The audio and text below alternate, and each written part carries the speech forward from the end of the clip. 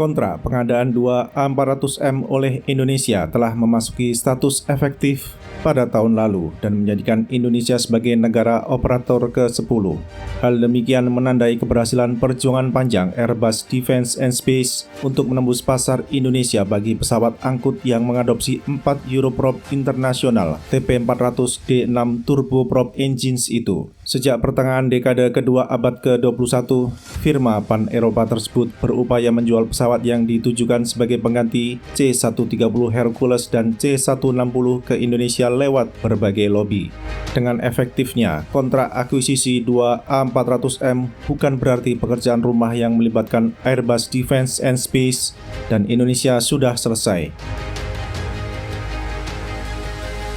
Dalam Letter of Intent yang ditandatangani pada 18 November 2021 di Dubai, Jakarta sepakat mengakuisisi 6 A400M yang terdiri dari 2 firm order dan 4 option. Dengan kontrak 2 A400M yang telah memasuki status efektif, pekerjaan rumah selanjutnya adalah bagaimana Indonesia mengaktifasi 4 option yang telah disepakati. Airbus Defence and Space dipastikan akan terus mendorong Indonesia memenuhi komitmen tersebut. Sebagaimana diketahui, Indonesia terkadang ingkar janji kepada produsen senjata, seperti yang dialami oleh Fincantieri yang diiming-imingi Jakarta untuk pembelian 6 fregat frame karya anak bangsa Italia. Memperhatikan kondisi saat ini, nampaknya aktivasi option 4 A400M baru dapat dieksekusi pada periode 2025-2029. Mengacu pada siklus pengadaan 5 tahunan di Indonesia, Jakarta akan memulai fase baru akuisisi senjata pada tahun 2025 melalui penetapan Daftar Rencana Pinjaman Luar Negeri Jangka Menengah DRP PLN-JM 2025-2029 oleh Kementerian Perencanaan Pembangunan Nasional atau Bappenas. Secara teori, Kementerian Pertahanan pada tahun 2025 harus mencantumkan akuisisi 4 A400M pada usulan Blue Book sebab Indonesia telah terikat kesepakatan dengan Airbus Defence and Space. Selain option 4 A400M, terdapat pula kesepakatan offset dalam program akuisisi pesawat sayap tetap yang konseptual desainnya dimulai pada tahun 1982. Pihak penerima offset di Indonesia mencakup PT Dirgantara Indonesia dan PT GMF Aero Asia, di mana anak usaha PT Garuda Indonesia mendapatkan offset terkait dengan airframe maintenance. Sedangkan cakupan offset untuk PT Dirgantara Indonesia adalah Autonomous Ride CN235 dan Technical Data Package NC212. Sebagaimana diketahui, Airbus Defence and Space merupakan penerus dari CASA, di mana CASA mengembangkan CN235 bersama dengan PT Industri Pesawat Terbang Nusantara atau IPTN, dan PT IPTN merupakan penerima lisensi C212 di Indonesia. Dengan Autonomous Ride CN235, Airbus Defence and Space memberikan izin kepada PT Dirgantara Indonesia untuk memproduksi semua komponen CN235 di Bandung. Berdasarkan perjanjian antara PT IPTN dan CASA, terdapat manufacturing sharing antara kedua pabrikan untuk komponen CN235. Terdapat komponen yang hanya diproduksi oleh PT IPTN, ada pula komponen yang hanya dibuat oleh CASA, dan terdapat juga komponen yang dibikin oleh keduanya. Komponen yang hanya diproduksi oleh PT IPTN diantaranya adalah outer wing, vertical stabilizer, rudder, dan left hand outboard flap. Adapun komponen yang hanya dibuat CASA antara lain adalah center wing, nose fuselage, engine nacelle, dan inboard flap. Sedangkan fuselage, rear fuselage, center wing fairing, dan main landing gear fairing adalah contoh beberapa komponen yang dibikin oleh PT IPTN dan CASA. Melalui program offset A400M, PT Dirgantara Indonesia dapat memproduksi semua komponen yang sebelumnya hanya dapat dibikin oleh CASA. Tentang Technical Data Package NC212, PT Dirgantara Indonesia akan dipasok Technical Data Package terbaru pesawat sayap putar yang kini hanya diproduksi di Indonesia saja. Mengutip sejumlah sumber, tim Airbus Defence and Space dan PT Dirgantara Indonesia telah memulai diskusi mengenai offset A400M tersebut. Belum diketahui pasti kapan kesepakatan offset tersebut dapat dimulai diimplementasikan sehingga Indonesia dapat lebih optimal memproduksi CN235. Implementasi Autonomous Ride CN235 akan memberikan tantangan juga kepada PT Dirgantara Indonesia dalam hal penjualan pesawat yang mengadopsi engine karya anak bangsa Amerika Serikat itu. Sebab selama ini kinerja penjualan CN235 oleh pabrikan yang identik dengan Dr. B.J. Habibie tidak optimal sehingga kurang memuaskan.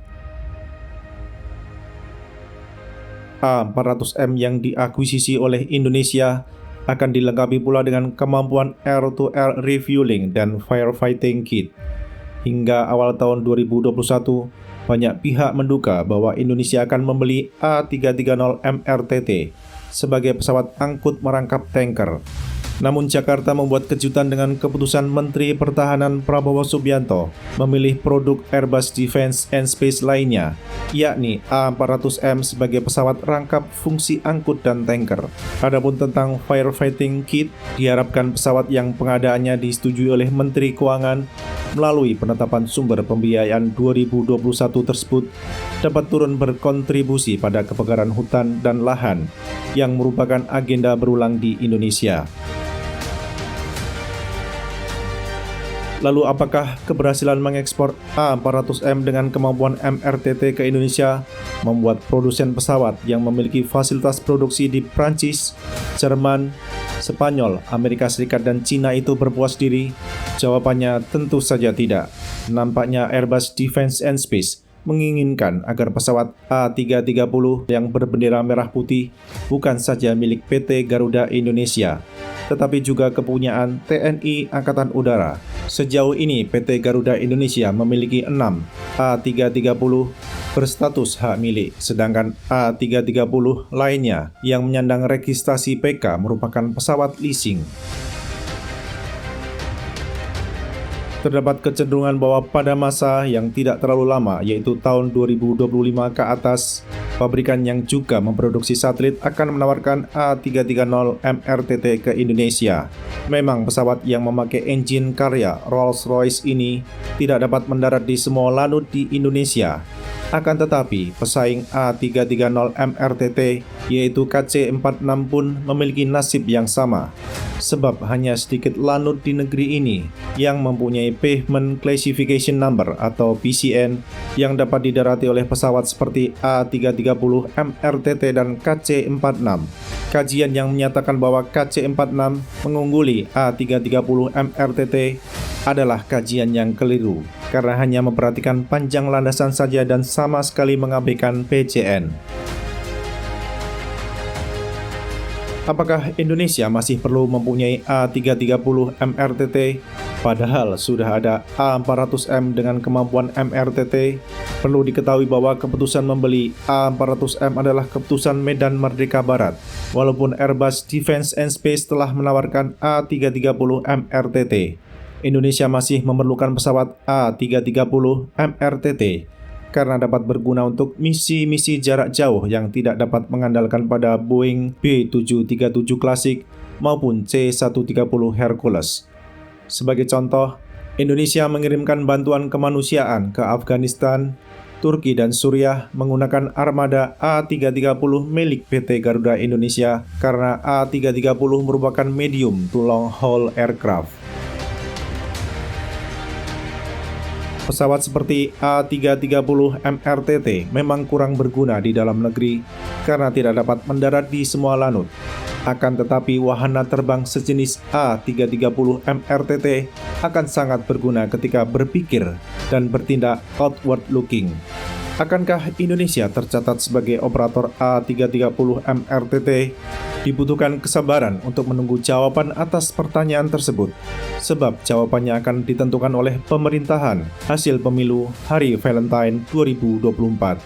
Nah, sobat semua, berikan pendapat Anda di kolom komentar.